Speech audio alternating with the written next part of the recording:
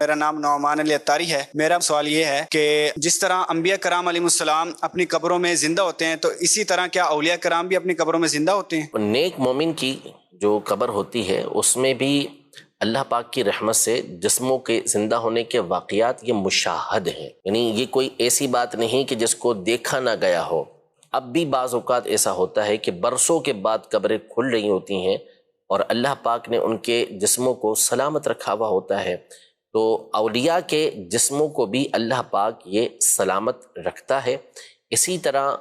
جو حفاظ ہیں، جو قرآن پر عمل کرنے والے ہیں، ان کے جسموں کو بھی سلامت رکھتا ہے۔ کثرت کے ساتھ درود پاک پڑھنے والا، اللہ کی بارگاہ میں توبہ کر کے پھر کبھی نافرمانی نہ کرنے والا جسم، ان تمام کے حوالے سے کتابوں کے اندر یہ مذکور ہے، یہ لکھا ہوا ہے کہ ان کے جسم بھی قبر کے اندر سلامت رہتے ہیں، اور یہ اللہ پاک کی رحمت ہے کہ وہ اپنے انبیاء کرام بالخصوص نبی پاک صلی اللہ علیہ وسلم کے صدقے میں یہ انعام دوسروں کو عطا فرمانا چاہے تو عطا فرما سکتا ہے۔ تو ایسے واقعات اب بھی ہمارے سامنے، یعنی اب تو بالکل واضح ہو گیا نا کہ اب آج کے دور کے اندر ایسی قبریں کھلیں جس کے اندر لوگوں نے دیکھا، اور پچھلی کتابوں کے اندر بھی بزرگوں کے ایسے واقعات موجود ہیں، مستند کتابوں کے اندر موجود ہیں۔ جسم سلامت ہونا ایک حیات کے حوالے سے، جیسے سوال ان کا نا حیات نبی اور حیات عجیب، اسی طرح جو حیات کا معاملہ ہے تو دیکھیں روح تو کبھی نہیں مرتی، ٹھیک، روح ہمیشہ یہ زندہ رہتی ہے۔ روح کے مرنے کا قول کرنا یہ تو گمراہی ہے۔ موت جو نام ہے وہ روح کے جسم سے جدا ہونے کا نام ہے، اس کے بعد جو روح ہے اس کا تعلق جسم کے ساتھ رہتا ہے، حتیٰ کہ کافر کا بھی رہتا ہے، اس کی روح کا بھی تعلق اس کے جسم کے ساتھ ختم نہیں ہوتا۔ جو عذاب ہوتا ہے یہ جسم اور روح دونوں کے اوپر ہو رہا ہوتا ہے۔ اسی طرح نیک لوگوں کے اوپر جو انعام ہوتا ہے تو وہ جسم اور روح دونوں کے اوپر ہوتا ہے، یعنی ایسا نہیں کہ اکیلے روح کو سکون مل رہا ہے، لطف مل رہا ہے۔ اسی لیے تو دیکھیں کہ جسم ہوتا ہے قبر کے اندر، روح کسی بھی مقام پر ہو، جو مختلف احادیث کے اندر مختلف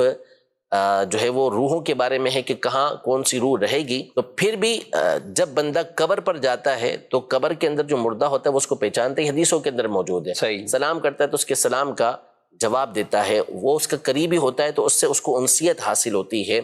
تو یہ ساری چیزیں روح کے ذریعے ہوتی ہیں، وہ روح کا تعلق ہوتا ہے اس جسم کے ساتھ، جس کی وجہ سے جسم جو ہوتا ہے آنے والے کو پہچان رہا ہوتا ہے۔ تو حیات یہ تو ہر ایک کے لیے ثابت ہے، اب ہر ایک کے درجے کے مطابق پھر اس کے لیے حیات ثابت ہوتی ہے۔ سب سے اعلیٰ اور عرفہ جو حیات ہے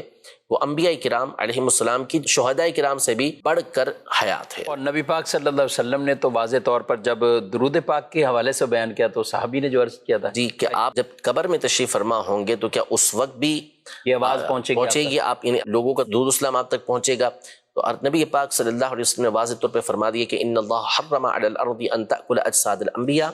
کہ بے شک اللہ پاک نے زمین پر اس بات کو حرام کر دیا کہ وہ انبیاء کے جسموں کو کھائے۔ بلکہ بخاری شریف کے اندر موجود ہے، حضرت سیدنا عمر بن عبدالعزیز رضی اللہ تعالی عنہ یا کسی اور کے دور کے اندر قبر انور ہے، اس کی دیوار گر گئی تھی، ایک پاؤں ظاہر ہو گیا، تو لوگ دہشت کے اندر آ گئے کہ یہ پاؤں کس کا ظاہر ہو، کہیں نبی پاک صلی اللہ علیہ وسلم کا مبارک پاؤں نہ ہو۔ تو پھر حضرت سعید بن مسیب رضی اللہ تعالی عنہ نے پہچان لیا کہ یہ حضرت عمر کا پاؤں ہے، اللہ بالکل پاؤں بالکل سلامت، وہ حیات تھے، اس حیات تھے۔ کیوں نہ ہو نبی پاک صلی اللہ تعالی علیہ وآلہ وسلم، آپ خود فرمائیں کہ میں موسیٰ علیہ السلام کی قبر کے پاس سے گزرا، وہ اپنی قبر میں نماز پڑھ رہے تھے۔ الانبیاء احیاء فی قبورہم یصلون، فرمایا کہ انہیں وہ نماز بھی پڑھتے ہیں، اور پھر اللہ انہیں یہ طاقتیں بھی عطا فرماتا ہے، جہاں چاہیں وہ تصرف بھی فرمائیں اور وہاں جہاں بھی سکیں۔